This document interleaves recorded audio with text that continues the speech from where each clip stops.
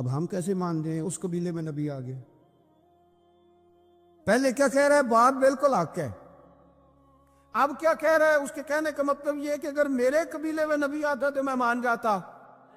او خدا کے بندو، یہ برادری کا بت، قبیلے کو جو بت بنا لیا معاذ اللہ، وہ تعصب بن کے آل بن گیا، گروہ پرست ہو گئے.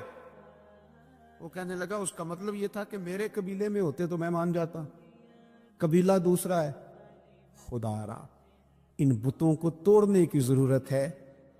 کاش ابو جہل یہ سمجھتا کہ یہ تو رب کی تقسیم ہے نا، واللہ یختص برحمتہ من یشاء. وہ کہتا ہے میں جس کو چاہتا ہوں اپنے فضل سے اپنا خاص بنا لیا کرتا.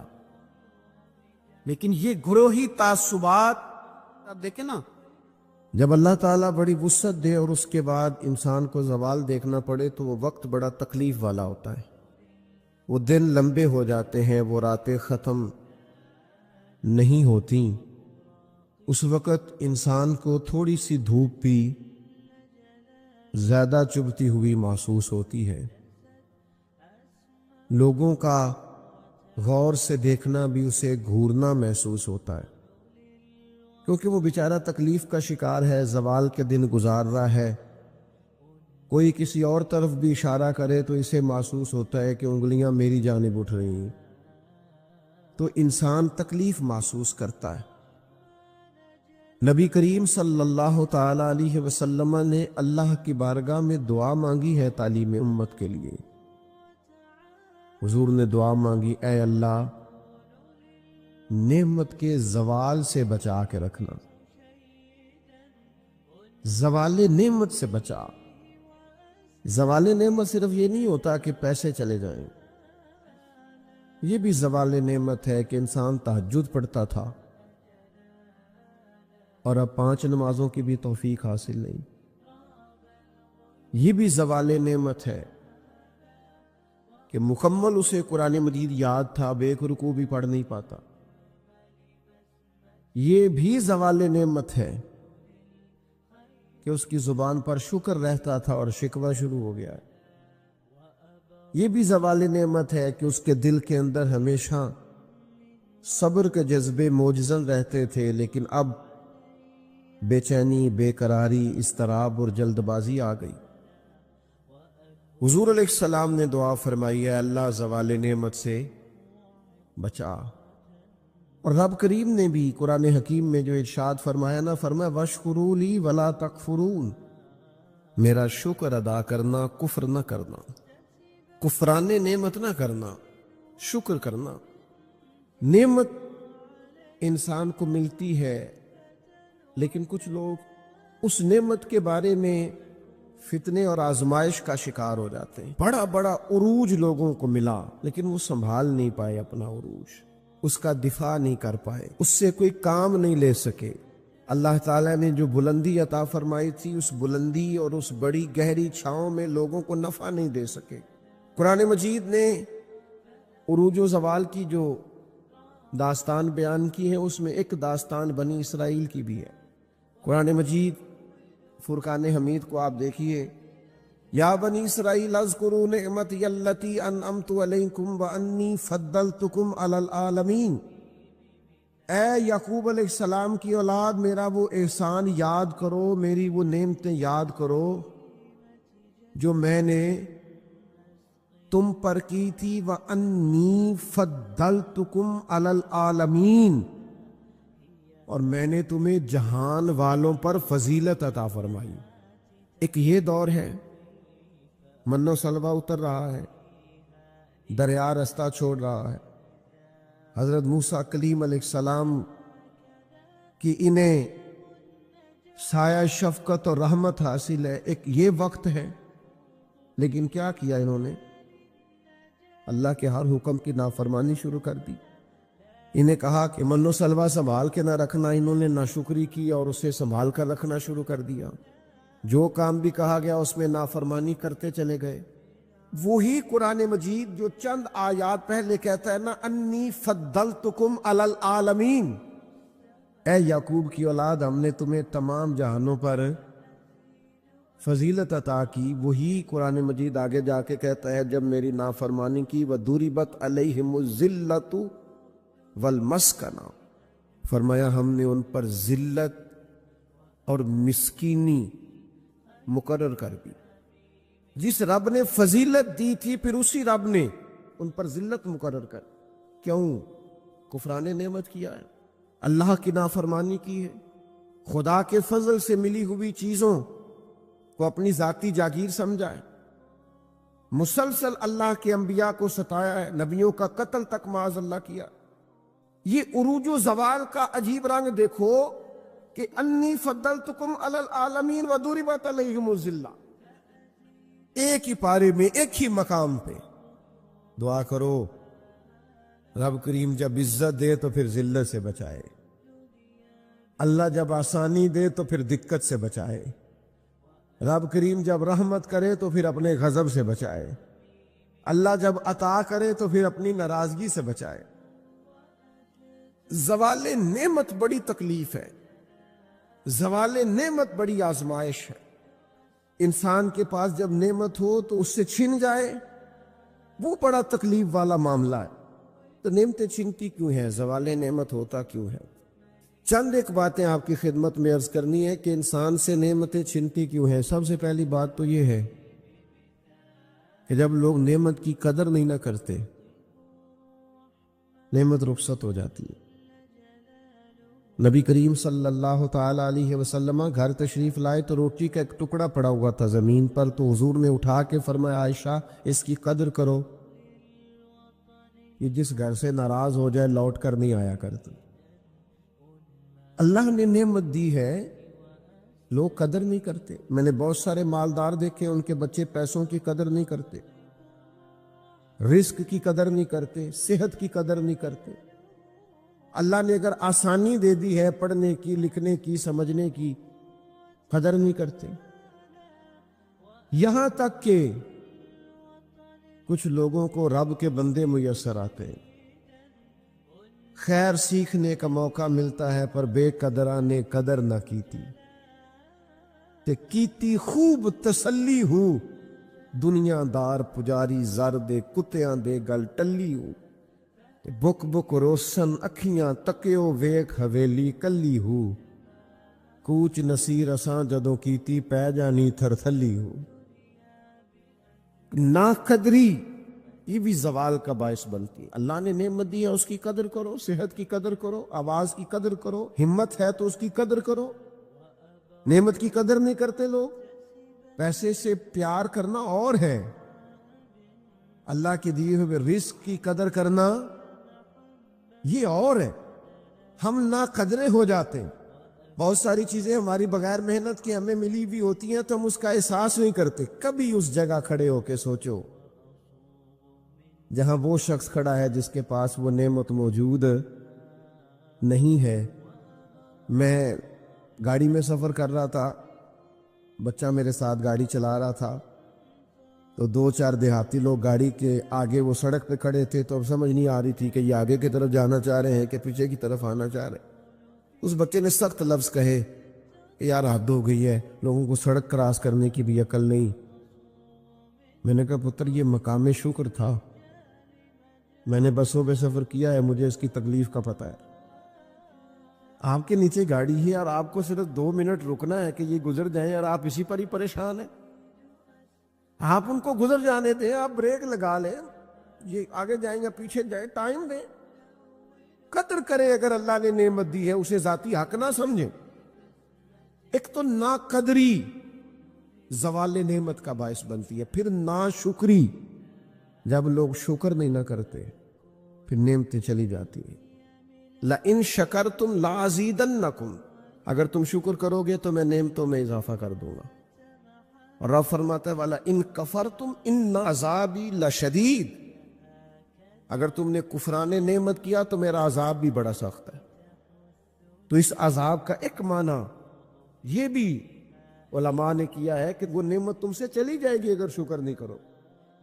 کفران نعمت کرو گے، ناشکری کرو گے، وہ نعمت رخصت ہو جائے گی۔ بہت سارے لوگ ہیں قدر ہی نہیں کرتے۔ جہاں بھی آپ ہیں، جس مقام پر بھی ہیں، جہاں بھی ہیں، آپ کا سینہ ہر وقت چوڑا ہونا چاہیے۔ میں اپنے دوستوں کو سمجھانے کے لیے کہا کرتا ہوں کہ میں ناز سے کہتا ہوں جس طرح کے استاد مجھے ملے ہیں دنیا میں کسی کو نہیں ملے، اور جس طرح کے ماں باپ مجھے ملے ہیں میرا خیال ہے شاید کسی کو نہ ملے ہوں۔ اور پھر اس کے بعد جس طرح کے دوست، شاگرد، مرید، پیار کرنے والے، کہ دیکھو نا دوستوں کو جگہ نہیں ملی، کھڑے ہیں یہاں پہ۔ تو میں پھر کبھی کبھی ناز سے کہا کرتا ہوں خدا جانے بلندی ہے کہ پستی، پر جہاں میں ہوں وہاں کوئی نہیں ہے۔ آپ جہاں ہیں، جس مقام پر ہیں، آپ کی طبیعت شکر کے اندر ڈھلی ہوئی ہو۔ ایک ہمارے یہاں بچہ پڑھا کرتا تھا، تو اچھے کھاتے پیتے گھر کا تھا، تو ہر وقت کی لڑائی، فلانی چیز نہیں ملی، فلانی چیز نہیں ملی، ہر وقت کا رٹا۔ تو مدرسے میں بچے کام لگے ہوئے تھے، تو ہماری مسجد کی نا، چھوٹی مسجد کی کھڑکیوں سے مدرسہ نظر آتا ہے۔ میں نے اسے کہا پتر وہ دیکھ ذرا کیا ہونے لگا۔ تو مزدور نے پونا کھولا، دوپہر کا ٹائم تھا، پھر اس نے ہاتھ دھوئے، پونا کھولا، پانی رکھا، پھر وہ چھوٹا سا توڑا تھا سیمٹ والا، وہ بچھا کے اس پر وہ بیٹھ گیا۔ پھر اس نے جب وہ کھولا نا پونا، تو اس میں سے جو روٹی تھی وہ کافی ساری، کوئی اچار وغیرہ، سالن، وہ کچھ پونے کو بھی لگ گیا تھا۔ پھر اس نے جس شوق سے بسم اللہ پڑھی ہے نا، اور جس مزے سے روٹی کھائی ہے نا اس نے، اور پھر اسے اس کا تلفظ نہیں ٹھیک ہوگا، پر لفظ تاثیر سے بنتے ہیں، تلفظ سے نہیں۔ ہو سکتا ہے اسے سیکھنے کی ضرورت ہو، لیکن اس نے جب وہ کھا کے ہاتھ اٹھائے نا، اور کپڑے سارے مزدوری سے بھرے ہوئے، اور جس ذوق سے اس نے آسمان کی طرف دیکھا، میں نے کہا پتر اس کو رزق کھانا کہتے ہیں اور اس کو شکر کرنا کہتے ہیں۔ یہ لائن لگی ہوئی ہے کھانے پینے والی چیزوں کی، اور اے میں نہیں کھانی، تو اے میں نہیں کھانی، تو یہ میری پسند کی نہیں ہے، تو یہ میرے ابا جی کہا کرتے تھے بھوک لگی ہوئے تے ہر شے دا سواد ہے، تے نہ لگی ہوئے تے بڑے نخرے نے۔ نہ قدری اور نہ شکری یہ زوال نعمت کا باعث بنتی۔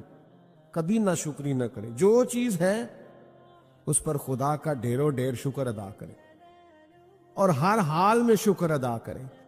کہیں مالک نے جو مجھے دیا ہے کرم ہی ہو گیا ہے، جو اللہ نے مجھے عطا کی ہے اس پر اس کی رحمت ہو گئی، فضل ہو گیا ہے۔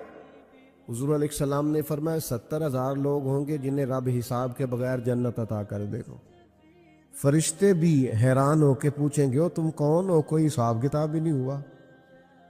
وہ کہیں گے ہم وہ ہیں جو ہر حال میں اپنے رب کا شکر ادا کرتے تھے۔ وجود ڈھلے، میں اپنے دوستوں سے کبھی کبھی کہتا ہوں میرا نا وجود ڈھلتا ہے۔ کبھی آپ نے موم بتی دیکھی ہے؟ اس کا وجود ڈھلتا ہے۔ تو ایک درویش نے کہا ہے وہ اس لیے ڈھلتا ہے کہ وہ سمجھتی ہے میرے اوپر روشنی ہے، اس روشنی کی وجہ سے وہ ڈھلتی جاتی ہے، نعمت بڑی ہے، میرے اوپر نور ہے، لہذا وہ شکر میں ساری ڈھل جاتی ہے، ملیا میٹ ہو جاتی ہے۔ تو میں بھی کبھی کبھی دوستوں سے کہتا ہوں یار میرا وجود ڈھلتا ہے خدا کے شکر میں۔ کبھی کبھی دل کرتا فٹافٹ سجدے میں چلا جاؤ، 1 منٹ نہ لگا۔ یہ ادارہ مکمل ہوا ہے نا، یہ ہم نے شروع کیا تو مجھے ایک صاحب کہنے لگے 40 سال لنگ جانے نے مولوی مسیطہ نہیں مکمل کر دے، اور میرے دماغ میں بات اڑ گئی، پھر یہ مکمل ہو گیا، اور اللہ کے فضل سے اس طرح مکمل ہوا ہے کہ علماء دیکھنے کے لیے آتے ہیں اور دیکھ کر کے لوٹ کے جاتے ہیں تو کہتے ہیں کمال ہی ہو گئی۔ تو میں کہتا ہوں خدا جانے بلندی ہے کہ پستی، پر جہاں میں ہوں وہاں شکر کرے، زندگی میں شکر کا مزاج پیدا کرے، شکر کی، اور ہر حال میں کرے۔ 2 بجے رات کو ایک شخص سید ابو البرکات شاہ صاحب سے مسئلہ پوچھنے آ گیا، تو ان کے بیٹے سید محمود احمد رضوی صاحب رحمۃ اللہ تعالی علیہ ناراض ہو گئے، کہنے لگے کوئی ٹائم ہے مسئلہ پوچھنے کا، سویرے نہیں پوچھ سکتے تھے؟ تو سید صاحب تھے نا، کہنے لگے محمود شکر نہیں ادا کرتے، کوئی اللہ کے رسول کے دین کی بات پوچھنے آیا، آپ مقام شکر پہ کھڑے ہو نا، آپ کو زندگی سکون میں ملے گی۔ تیسری بات جس سے نعمتیں چلی جاتی ہیں وہ تکبر ہے۔ تکبر صرف ایک ذات کو زیبا ہے، متکبر صرف ایک ہے، وہ اللہ ہے۔ اللہ کی شان ہے کہ وہ متکبر ہے، پڑھا ہے نا سورہ حشر میں اس کا ایک صفاتی نام یہ ہے کہ وہ کیوں؟ اس لیے کہ اس سے بڑا ہی کوئی نہیں، سارے چھوٹے ہیں تو وہ اکبر ہے، تو ہم سے تو بڑے ہی بڑے ہیں نا، بلکہ میرے جیسے بندے سے تو سارے ہی بڑے ہیں نا۔ اب کرنا کیا ہے؟ عاجزی۔ نعمتیں ملے تو بندے میں عاجزی آئے۔ وہ یہ نہ کہتا پھر یہ شکر ہے جی اللہ کا بڑا فضل ہے جی 300 بندے کو رمضان میں راشن بانٹتا ہوں، شکر ہے اللہ کا جی، غریبوں کی مدد کرتا ہوں، میں نے جی ساری زندگی بہن بھائیوں کا بڑا، یہ شکر نہیں کر رہے آپ، یہ آپ بڑھوتری بیان کر رہے ہیں، تکبر نہیں۔ پھر سارے لوگ ہیں جن کے پاس پیسہ آیا رویہ بدل گیا، اقتدار آیا رویہ بدل گیا، 4 دن تازگی آئی رویہ بدل گیا، حالات بدل گئے۔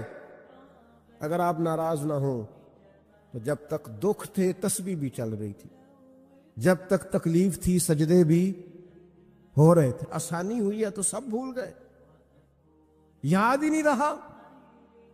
میرے عزیزو یاد رکھنا، یہ تکبر نہیں، اللہ کی نعمت پر کبھی تکبر نہیں، ہمیشہ عاجزی، جھک جانا۔ بڑی سادی مثال ہے اور سب کو یاد ہے، درخت کو پھل لگ جائے تو ٹہنیاں جھک جاتی ہیں، اور جھکنے کا مطلب یہ ہوتا ہے کہ پھل لگا ہوا ہے، اور اگر درخت کھڑا ہو، ٹہنیاں بھی کھڑی ہوں، اکڑی ہوئی ہوں، تو اس کا مطلب یہ ہے کہ پھل کوئی نہیں۔ جو بندہ آپ کو جھکا ہوا ملے نا، عاجزی کرتا ملے، سمجھو پھلدار ہے۔ لیکن اگر تکبری تکبر نظر آئے معاذ اللہ، تو پھر اس کا معنی یہ ہے کہ اس نے اپنے آپ کو پھلدار نہیں سمجھا۔ قارون حضرت موسیٰ علیہ السلام کے زمانے کا مالدار ہے، لوگ رشک کرتے تھے اس کے پیسوں پر، اور ایسا مالدار کہ جس کے خزانوں کی چابیاں اونٹ اٹھایا کرتے تھے، پیسہ ہی پیسہ۔ حضرت موسیٰ علیہ السلام نے کہا زکوٰۃ دو، کہنے لگا اب آپ نے معاذ اللہ پیسے بھی لینے شروع کر دی۔ یہ بڑا مسئلہ ہوتا ہے نا بعض لوگوں کو، تو بہت سارے لوگ اس کے آنے جانے پر رشک کرتے تھے، لیکن پھر تکبر کیا نا اس نے، نعمت پر شکر کی بجائے تکبر کیا نا، تو اللہ نے زمین کو حکم دیا، رب کریم نے اسے زمین میں مال اور خزانے سمیت دھسا دیا، زمین میں غرق ہو گیا۔ کیوں؟ کہ اللہ کی نعمت میں متکبر ہے۔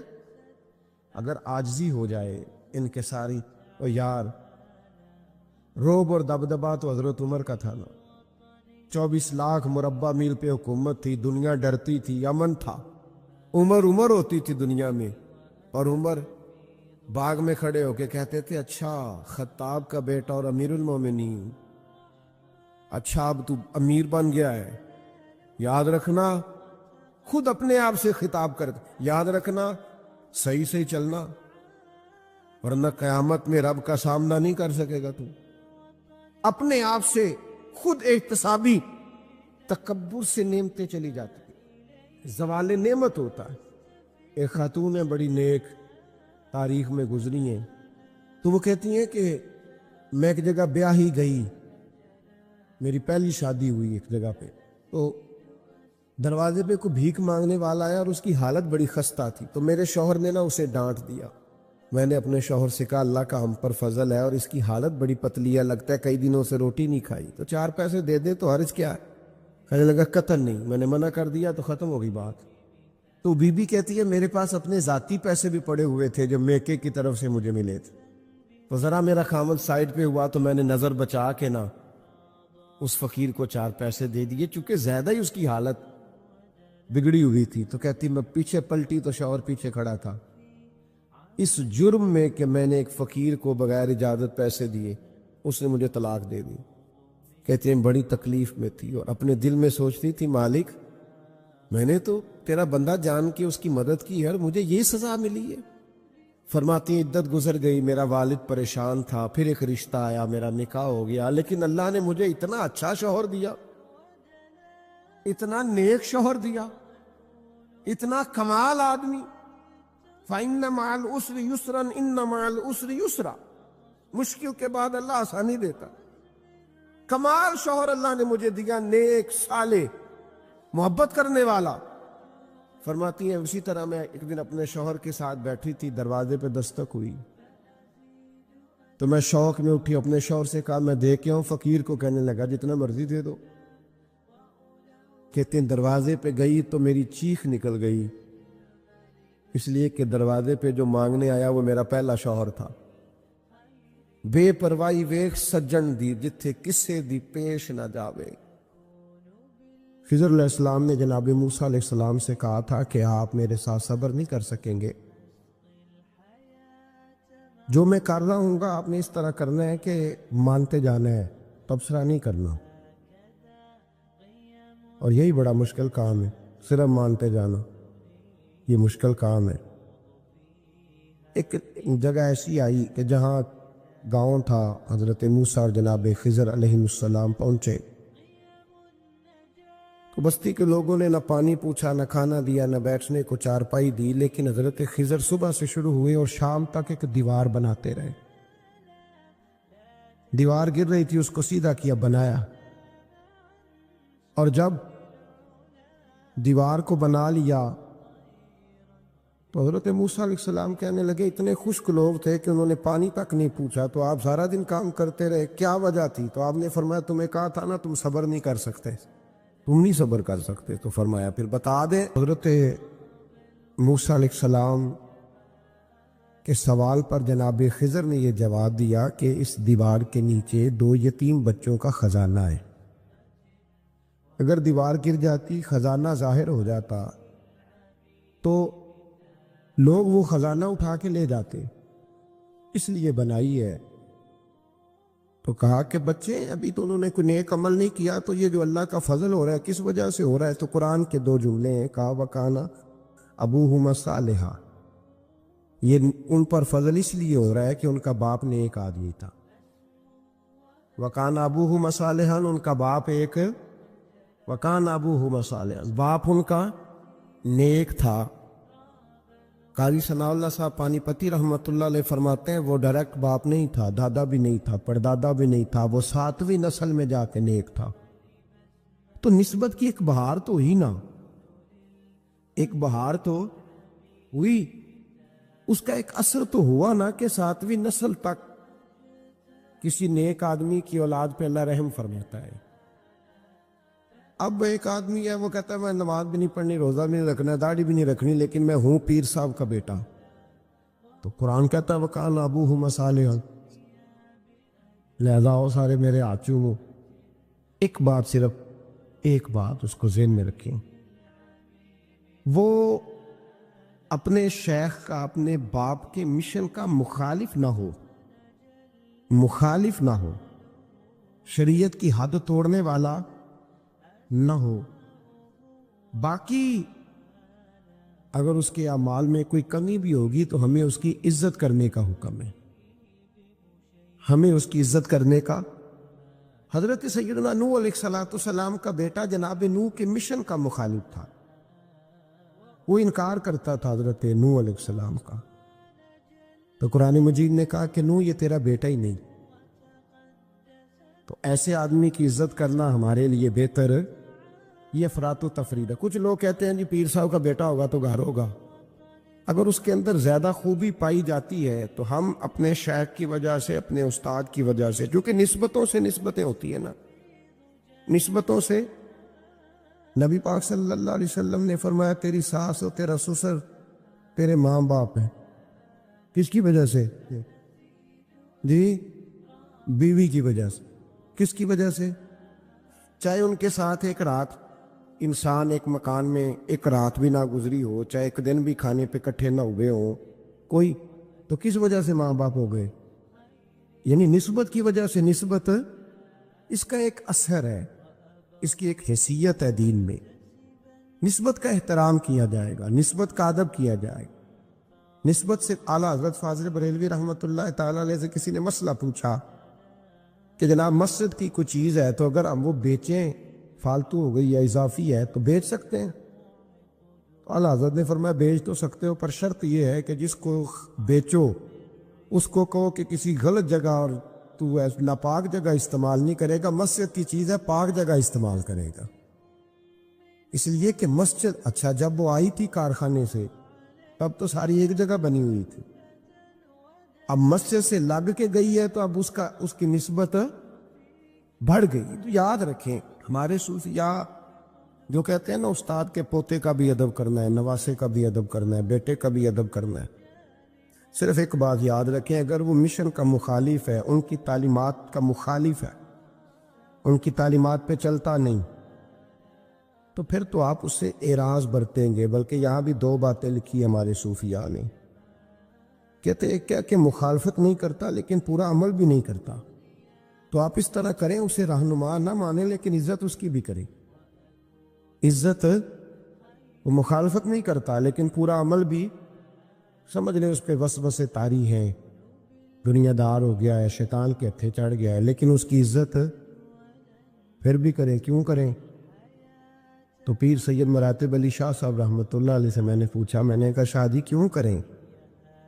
جب وہ اور کسی چکر میں پڑ گیا ہے، چلیں اپنے بزرگوں کی مخالفت تو نہیں کر رہا لیکن پوری تابع داری بھی نہیں کر رہا، تو بزرگوں کی باتیں بڑی ہوتی ہیں۔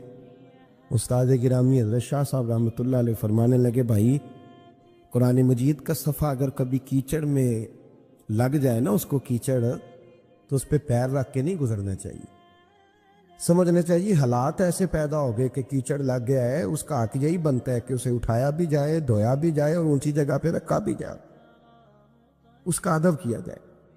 تو میرے بھائی یاد رکھیں، اگر ایسے لوگ جو بزرگوں کی اولاد ہے، اگر وہ مخالفت نہیں کر رہے، مشن کی مخالفت، اگر وہ مخالفت نہیں کر رہے، پھر ان کی دو حیثیتیں ہیں، یا تو وہ پوری تابع داری کریں تو پورے سلوٹ کے حقدار ہیں، پھر تو شیخ کا بیٹا ہی نہیں، وہ شیخ کہلائے گا، وہ اسی مسند پہ اسے دیکھنا چاہیے جس مسند پر اپنے شیخ کو دیکھتا تھا، اس لیے کہ میرے مصطفیٰ کریم سید عالم صلی اللہ تعالی علیہ وسلم کے پیارے محبوب ہیں مولا علی شیر خدا رضی اللہ تعالیٰ عنہ۔ تو حضرت علی نے اپنے بعد ڈائریکٹ اپنے بیٹے کو خلافت دی، امام حسن کو بٹھایا۔ تو لوگ کہتے ہیں کہ جس وقت امام حسن امور خلافت چلانے کے لیے بیٹھے، 6 مہینے خلافت فرمائی ہے امام حسن نے بھی، تو فرماتے ہیں جب وہ بولتے تھے تو لگتا تھا اپنا انداز بھول گئے ہیں، مولا علی کا اپنا لیا ہے، ان کا اٹھنا بیٹھنا چلنا پھرنا بالکل عین حضرت شیر خدا کی طرح۔ تو اگر تو وہ مشن پہ چل رہا ہے تو اس نظر سے دیکھی، اور اگر نہیں بھی چل رہا، مخالفت نہیں کر رہا، تو پھر بھی وہ قابل احترام اور اس کا احترام کیا جائے۔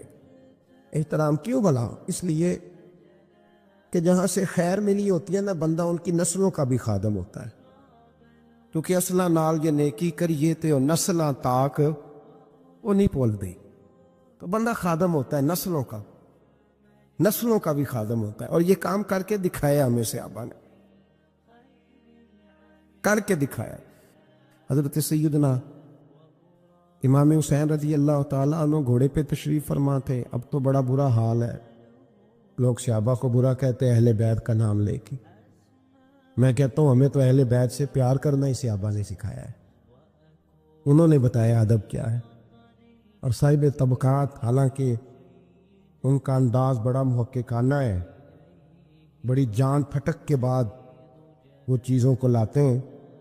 وہ فرماتے ہیں کہ حضرت امام حسین کالی سیاہ داڑھی تھی، کوئی بال سفید نہیں تھا۔ جناب ابو ہریرہ بوڑھے آدمی تھے، ضعیف، شاگردوں کا حلقہ تھا، جیسے آپ بیٹھے ہوئے سامنے تو میں واز کر رہا ہوں تو سامنے سے امام حسین تشریف لائے، آپ ایک جگہ بیٹھ کے حدیثیں بیان کر رہے تھے۔ امام حسین آئے تو تازی تازی بارش ہوئی تھی مدینے میں، تازی چھوٹے چھوٹے حوض پانی کے بنے ہوئے تھے، چھوٹے چھوٹے جو گہری جگہ ہوتی ہیں نا، وہ پانی بھر جاتا ہے۔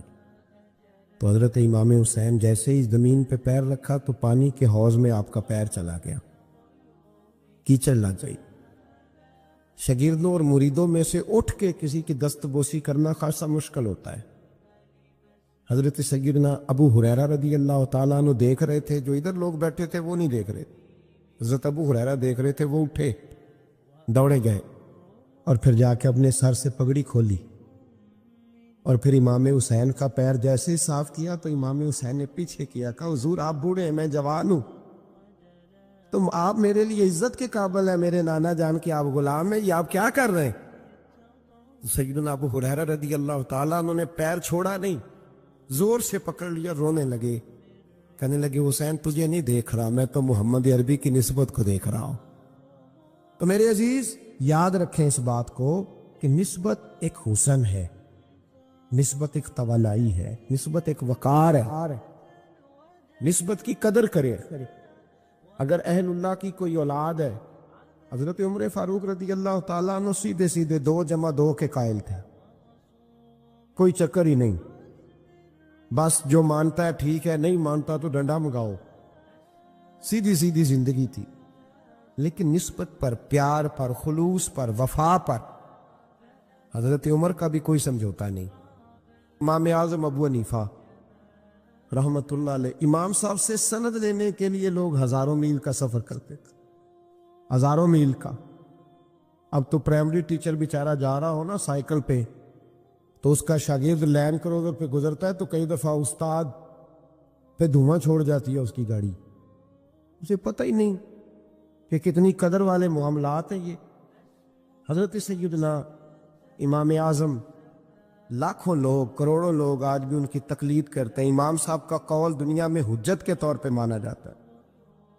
آپ کے شاگرد کہتے ایک باغ میں بیٹھ کر ہم کچھ لکھ رہے تھے، بہت ساری کتابیں بکھری ہوئی ہیں چاروں جانب۔ جب آدمی تحریر کرتا ہے نا، جو مصنف کتابیں لکھنے والے ہیں، وہ دنگل کا سما ہوتا ہے، ادھر چیز بکھری ہے، کوئی ادھر چیز بکھری ہے، بڑے ان کے معاملات سخت ہو جاتے ہیں۔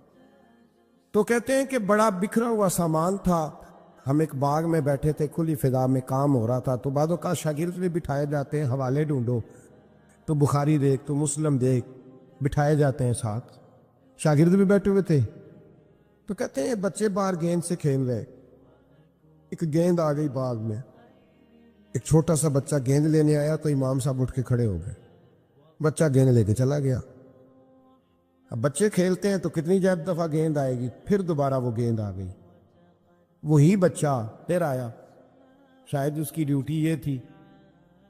وہ جب دوبارہ آیا تو امام اعظم پھر کھڑے ہو گئے، وہ تیسری دفعہ آیا تو امام صاحب پھر کھڑے ہو گئے۔ اب شاگرد بیچارے اکتا گئے کہ ہم اتنی مشکل سے نوٹ سیدھے کرتے ہیں، بابا اٹھتا ہے تو کتابیں پھر بکھر جاتی۔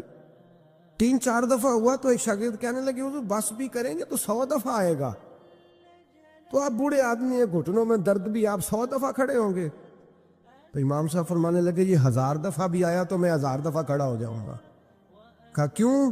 فرمانے لگے اس لیے کہ یہ میرے استاد کا پوتا ہے، یہ میرے استاد کا، یہ ان کا پوتا ہے، تو میں نے وہاں سے خیر لی ہے، میں ان کی نسلوں کی بھی تابعداری کروں گا، وہ جتنی دفعہ آئیں گے میں اٹھ کے۔ یہ بے مروت سا زمانہ ہے، بے کیف سا، اس میں خشکی ہی خشکی پائی جاتی ہے۔